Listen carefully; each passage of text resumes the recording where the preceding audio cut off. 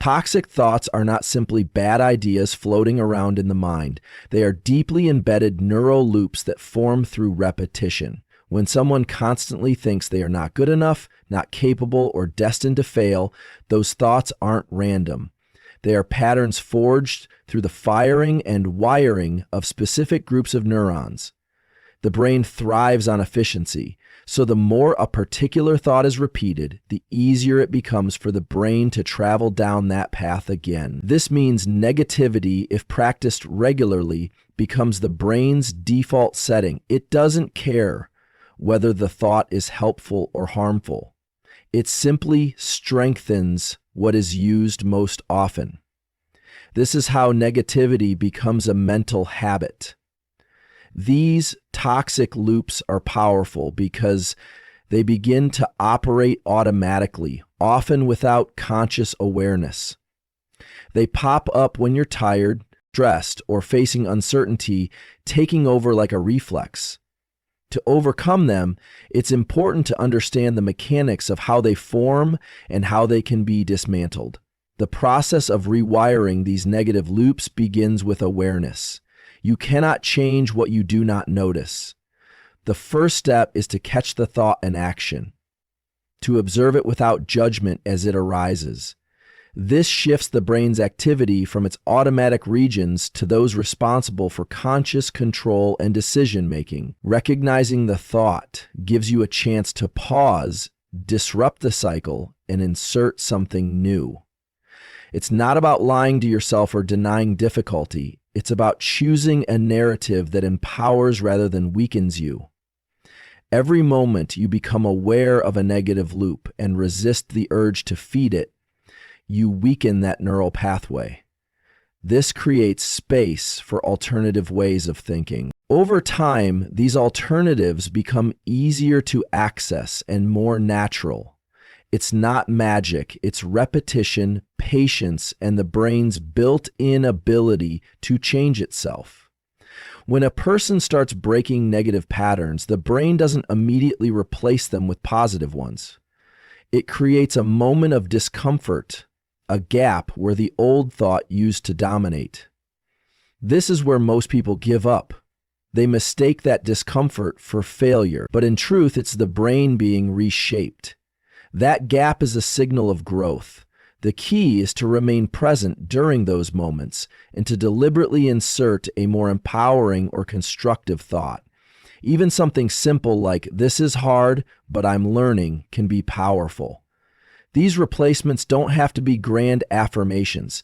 They just need to move your thinking in a better direction. The brain begins to learn that there are other ways to respond to situations. That repeated learning is what eventually turns a new thought into the new default. The old belief that people are stuck with the minds they were born with has long been disproven. The brain is constantly changing, responding to experience, focus, and repetition. This means that toxic thinking isn't a permanent part of your identity. It's a practiced pattern that can be replaced. But change requires consistency. You don't need to believe the new thought completely at first. You only need to commit to practicing it. Over time, the emotional response begins to shift, and with it, the brain's wiring follows. What once felt like an insurmountable negative loop starts to feel unfamiliar. That unfamiliarity is a sign of progress. It means the loop is losing its power. What's replacing it is a system built on intentional thought and conscious effort. Thoughts don't exist in isolation. They influence how we feel, how we act, and how we see the world. When someone is stuck in negative loops, their entire perception becomes filtered through that negativity. Opportunities look like threats, compliments feel like lies, and the future seems doomed. But when those loops are broken, even slightly, the filter starts to clear. This creates a feedback loop in the opposite direction, a constructive one. New thoughts lead to better emotions, which lead to healthier behaviors, which reinforce the new thoughts. It becomes a spiral upward instead of downward.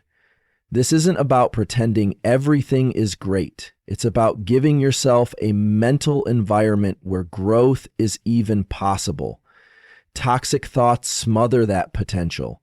Killing them creates the space for it to breathe. A common misconception is that strong toxic thoughts need to be forcefully eliminated, but the brain doesn't work well with resistance alone. What works better is redirection. The moment you catch yourself thinking something harmful, you don't have to battle it. You simply shift. Focus on what you can control, what you can learn, or what action you can take.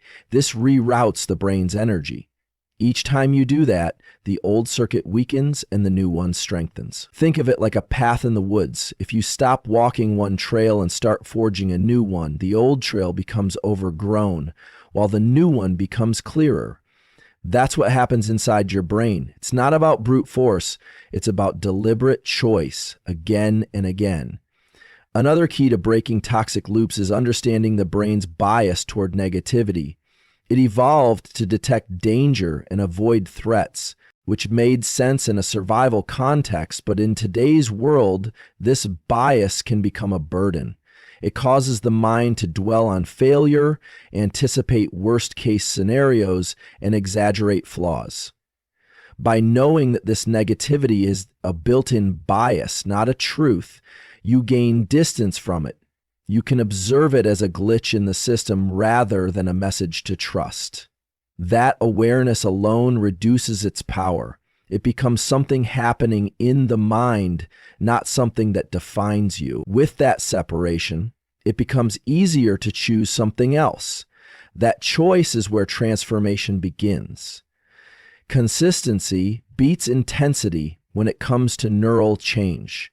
You don't need to kill every toxic thought today. You need to become someone who notices them consistently and interrupts them deliberately. Just like physical habits change the body, mental habits reshape the brain. 5 minutes of redirecting your thoughts daily is more effective than 1 hour once a week. Over time, the results compound. The negative loops lose strength because they're no longer being reinforced. The empowering thoughts gain traction because they're being practiced. Eventually, the identity itself begins to shift. You stop being someone who has negative thoughts and start being someone who chooses empowering responses. That shift is a form of freedom. At its core, breaking toxic thinking is about reclaiming control. It's about no longer letting outdated mental patterns drive your decisions, feelings, or identity. The brain wants to conserve energy, so it will try to default to whatever path is easiest. But with just a bit of effort and awareness, you can make a different path easier. That's what rewiring is. Repetition that leads to ease. With each conscious thought you choose, you're proving to your brain that change is not only possible, it's happening. And the more you do it, the more natural it feels. The loops don't define you, you define them. And you have the power to kill the ones that no longer serve your growth. The brain is designed for pattern recognition and prediction, constantly scanning for familiar cues in our environment to decide what to expect next. It's how it keeps us safe, by anticipating what might happen based on what has happened before. This mechanism, while powerful, is also the reason negative thinking becomes a loop we struggle to escape. If your brain has learned that a certain reaction, like fear, worry, or self-criticism, works to prepare for danger or disappointment, it starts choosing that reaction automatically. Over time, this negative response becomes the default, not because it's accurate, but because it's familiar. Familiarity is what the brain values, even if it's emotionally harmful. It chooses the known discomfort over the unknown possibility. That's why changing your thinking feels difficult. You're not just fighting emotion, you're interrupting a system built to stick to old predictable patterns, and negative thoughts often feel real because they're backed by strong emotions. But that doesn't make them true. What's happening beneath the surface is a tug of war between different systems of the brain. One part responsible for rapid emotional reactions, prefers shortcuts and past experiences to quickly respond to threats. Another part, in charge of conscious thought and decision-making, moves slower and takes more effort. If you're unaware, your emotional side wins every time. It reacts based on history, not current truth. This is why people can feel hopeless even when there's evidence of progress. The brain is replaying a pattern instead of seeing reality clearly. Recognizing this mechanism helps you realize that not all thoughts are facts. Many are reflexes. By stepping into conscious control, you can start challenging those reflexes and reshaping how your brain responds. The mind seeks out evidence to support its dominance. When stuck in a negative loop, the brain will focus only on information that confirms that perspective. It's called confirmation bias, and it's a survival shortcut. Believing one thing and looking for proof of it helps the brain conserve energy. But it can be destructive when the belief is rooted in fear, insecurity, or self-doubt. If you believe you're not good enough, your brain will highlight every moment that supports it and ignore anything that contradicts it. This keeps you stuck. To break this loop, you have to become intentional about the evidence you allow into your awareness. Start training your mind to seek out what's working, not just what's broken. It's not about lying to yourself. It's about balancing your perception so it reflects a fuller reality, not a biased one shaped by fear. Because the brain favors routine, even harmful thinking patterns can feel safe. Predictability brings a sense of control, and the brain craves control. That's why people often return to toxic thinking, even when it makes them miserable. It's known and therefore comforting in a twisted way. Breaking free from this requires disrupting that sense of comfort and deliberately tolerating the discomfort of unfamiliar thoughts. For example, thinking positively might feel fake or forced at first. That's not because it's wrong, but because it's new. The brain resists it out of habit, not logic. To make progress, you have to practice staying with that discomfort long enough for the new pattern to take root. Change doesn't happen the moment you think differently. It happens the moment you decide to stay with that thought long enough for it to become normal. Emotions are not just feelings. They are physical states that influence your perception. When you are in a negative emotional state, your brain narrows its focus, scanning for threats and exaggerating problems. This is helpful in moments of real danger, but harmful when applied to everyday life. You might find yourself assuming the worst, predicting failure, or replaying past mistakes without realizing that your emotional state is fueling the loop. Interrupting this cycle starts by noticing how your body feels in these moments. Are your muscles tense? Is your breathing shallow? Are you restless? These physical cues are signs that the mind has been pulled into a threat-based pattern. By pausing and regulating the body through breath, movement, or stillness, you give your mind the signal that the threat has passed. This simple shift can open the mental space needed to choose a different thought. You don't break negative patterns with willpower alone. You break them with structure. The brain responds best to consistency and clarity. When you design simple routines or rituals that reinforce empowering thoughts, you create a framework that overrides old defaults. For example, starting your morning by naming 3 things you're grateful for, or ending your day by reflecting on one small win, trains your brain to search for value and meaning. These actions might seem small, but they're potent because they shift attention. And where your attention goes, energy flows. If you're constantly feeding your focus into fear, that's what grows. But if you redirect that attention, even subtly, the brain starts to adapt. It learns that there are other ways to interpret your experience.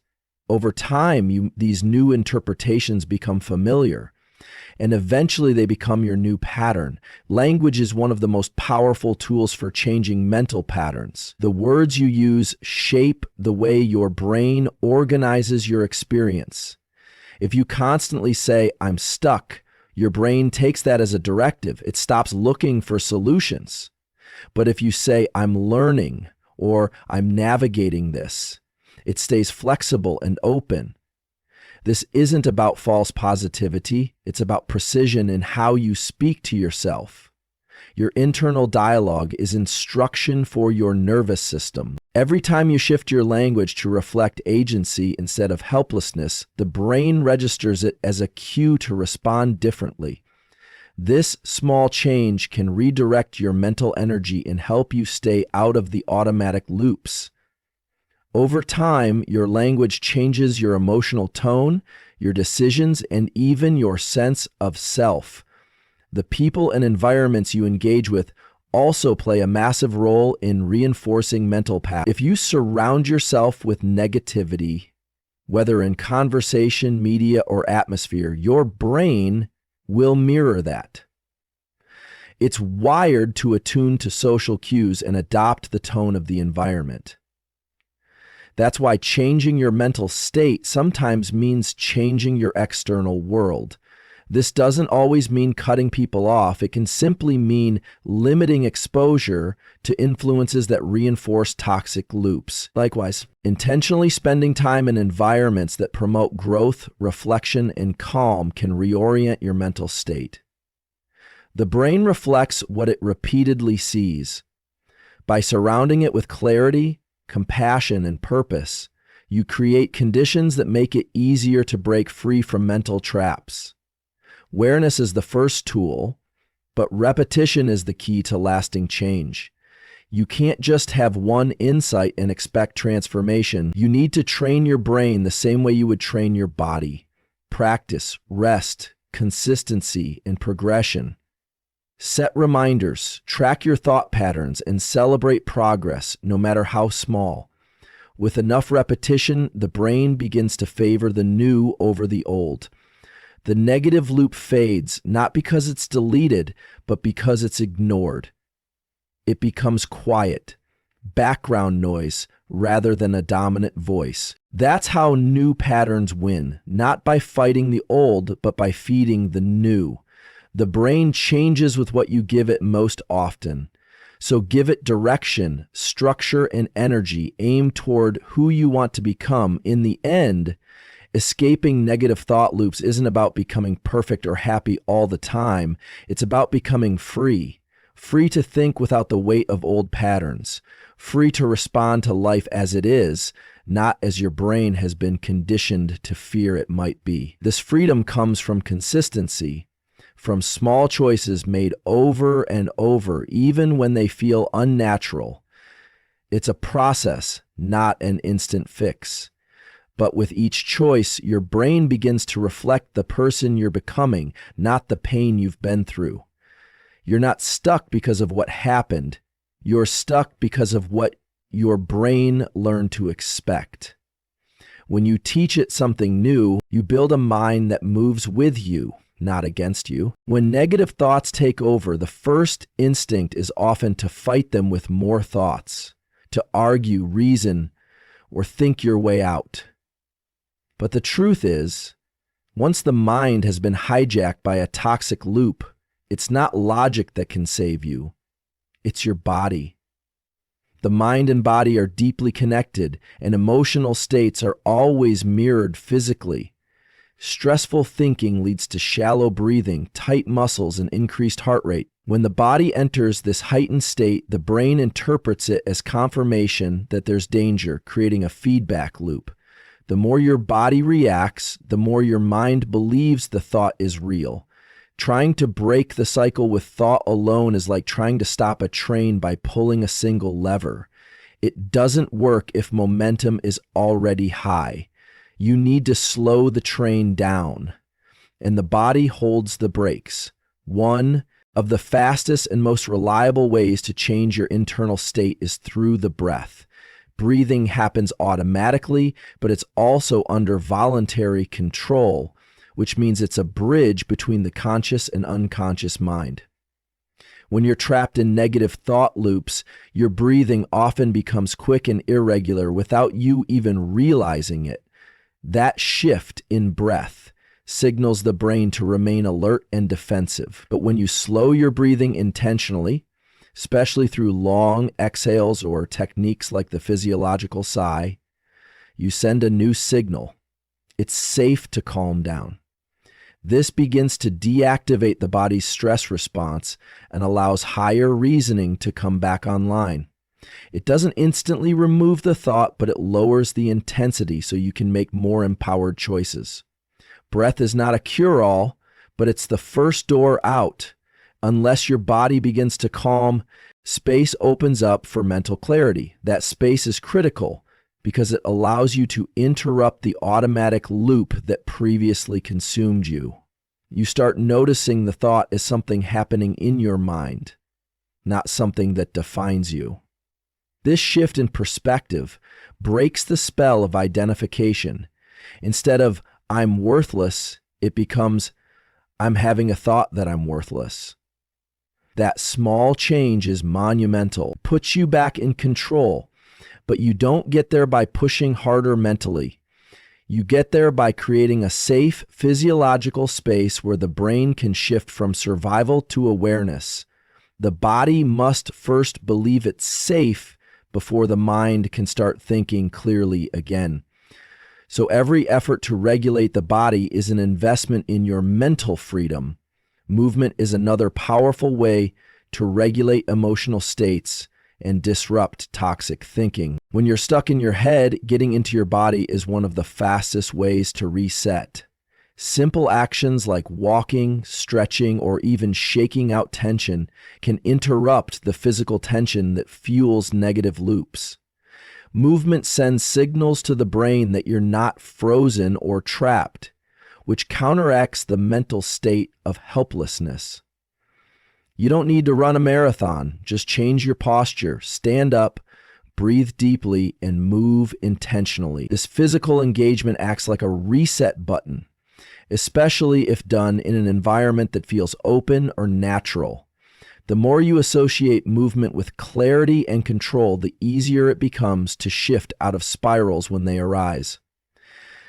The body becomes your tool, not your enemy. Another subtle but powerful technique involves the eyes. Eye position directly affects the nervous system.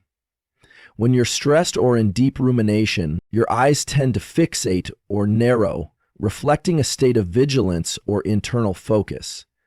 But if you deliberately expand your gaze, looking out at the horizon or into peripheral vision, it sends the brain a message of safety and openness.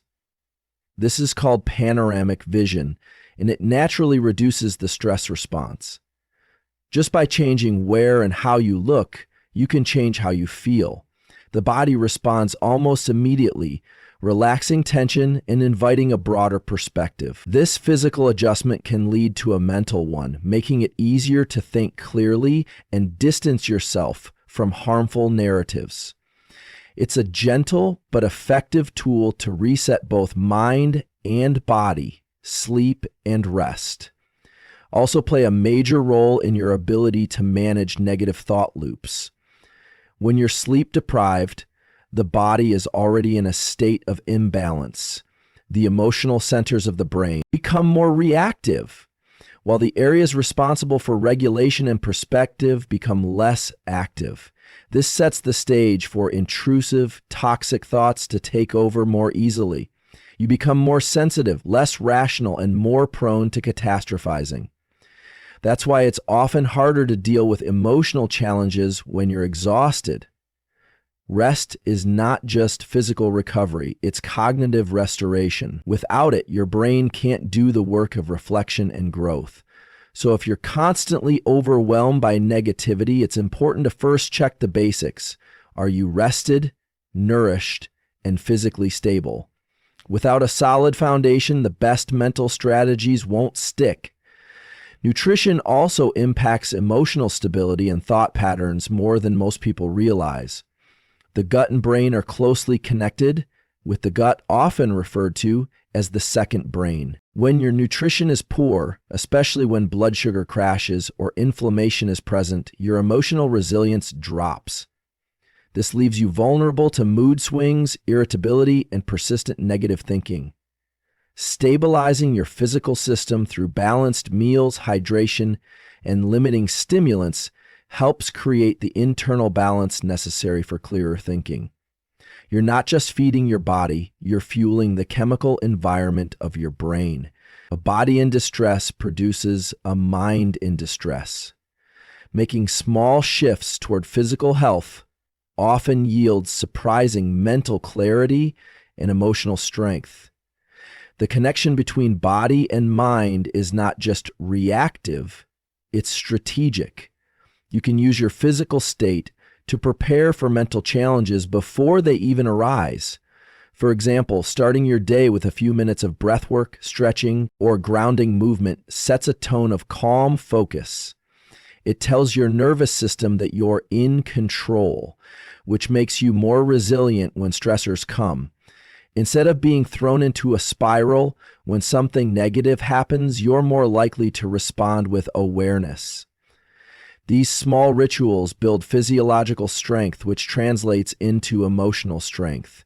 Over time, the body becomes conditioned to respond with steadiness instead of panic. This resilience isn't mystical, it's trained, and the training starts in the body long before the mind catches up. There's a common myth that healing is all about introspection, thinking deeper, or uncovering hidden memories. While reflection is important, real transformation often begins below the neck. The nervous system has to feel safe before the mind can process or change. When people get stuck in therapy or personal growth, it's often because their body hasn't caught up to their insight. They know what they need to do, but they don't feel safe enough to do it. That gap is the body's wisdom calling for attention. By learning to tune into your physical state, breathing, posture, vision, movement, you give yourself the platform to integrate what the mind already understands. Healing becomes embodied, not just intellectual. And once your whole system is aligned, change happens faster, smoother, and with far less resistance. To kill toxic thought loops, the body must become your ally, not your afterthought. You cannot outthink a nervous system that's stuck in a survival pattern. You must move, breathe, and regulate before your brain can shift into a state of clarity. This is not weakness, it's wisdom. Real power comes from knowing when to pause, ground, and respond instead of react. Each time you use the body to interrupt the loop, you teach your brain a new possibility.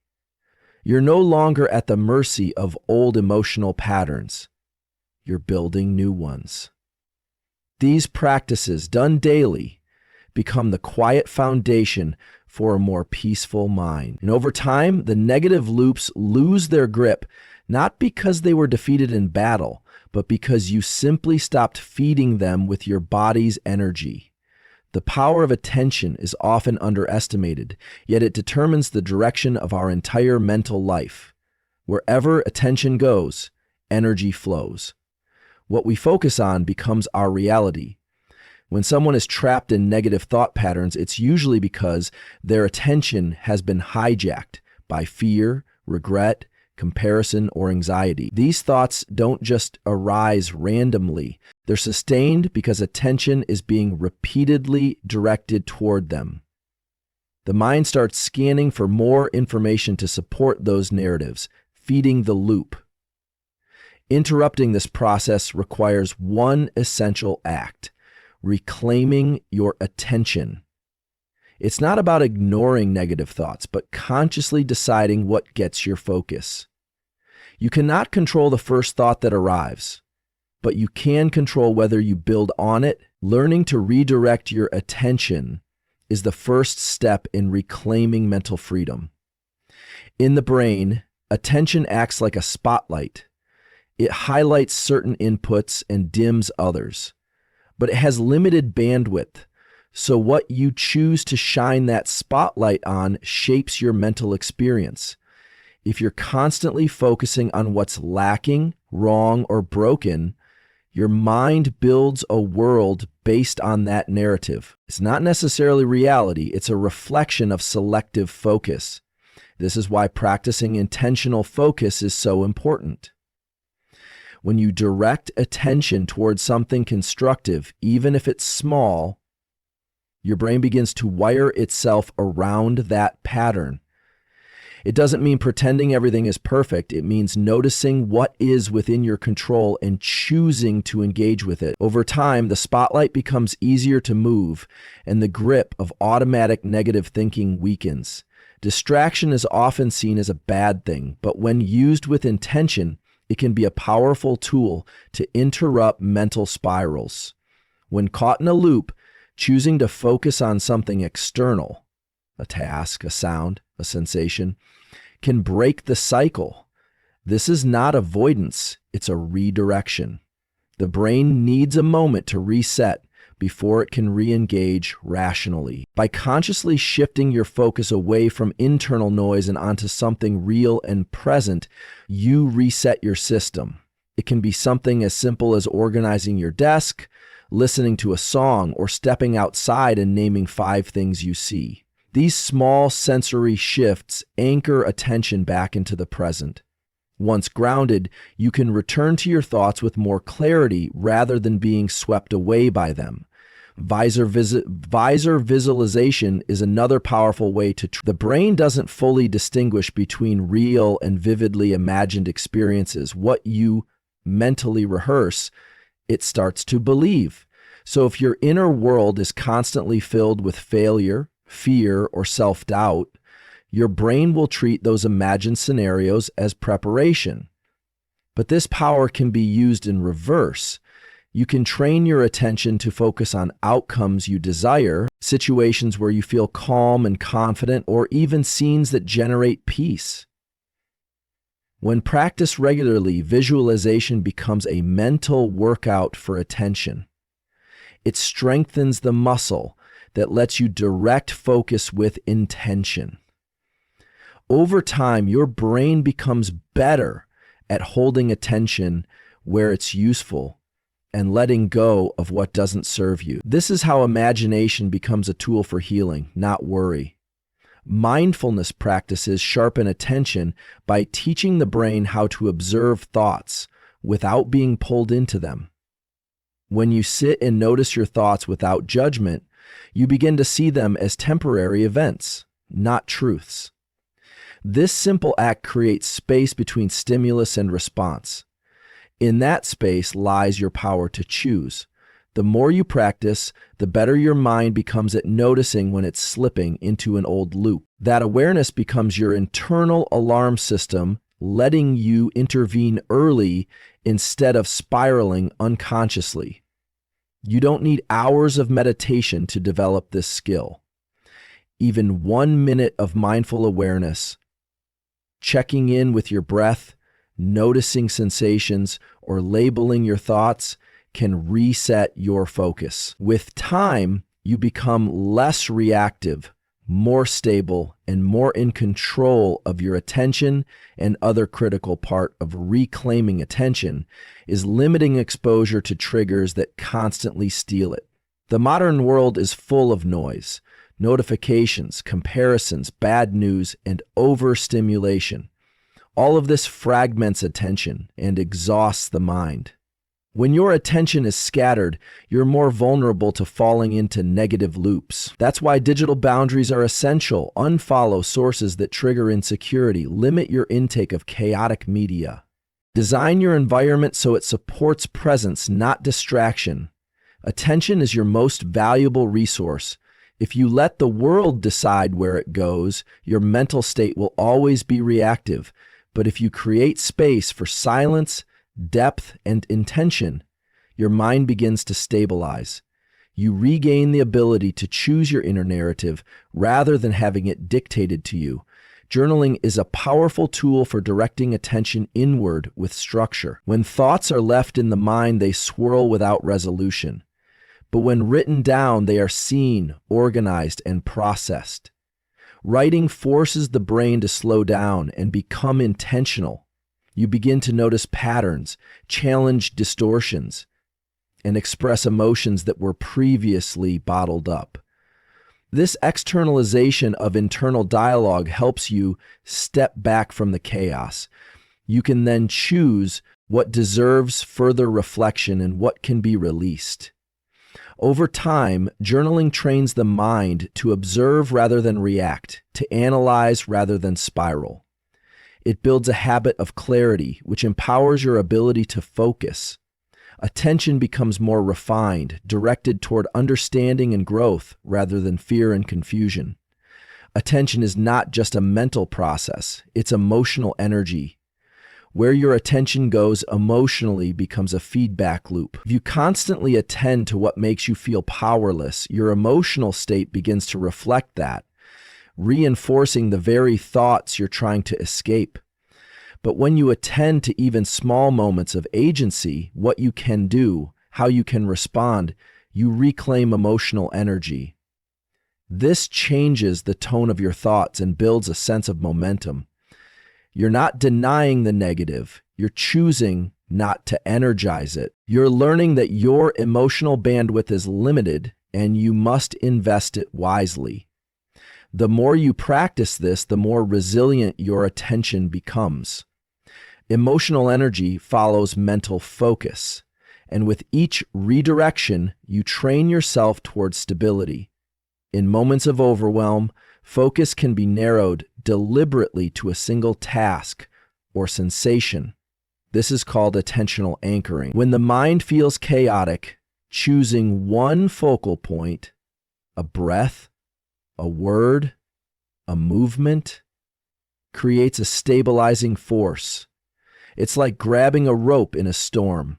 The mind may still race, but you have something steady to hold on to. This act of narrowing attention is not a retreat, it's a foundation. From that single point, you can expand awareness gradually rather than getting pulled in every direction at once. This practice helps regulate emotional intensity and brings clarity. The more you rely on anchors, the more grounded your mental state becomes, even in difficult moments. Anchoring teaches the mind that stability is always available when attention is directed with care. Rewiring your attention takes time, patience, and repetition. The brain doesn't change from one breakthrough, it changes from thousands of quiet choices.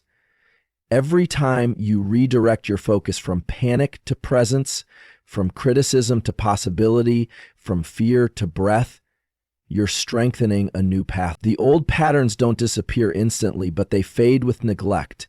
They grow quiet when no longer fed by attention. That is how freedom is built. Not by defeating every negative thought, but by learning not to nurture them. You starve the fear by feeding clarity. You silence the chaos by practicing presence. And slowly, your mind begins to reflect your choice, not your conditioning. Attention becomes your superpower. When you master where it goes, you reclaim not just your thoughts, but your life.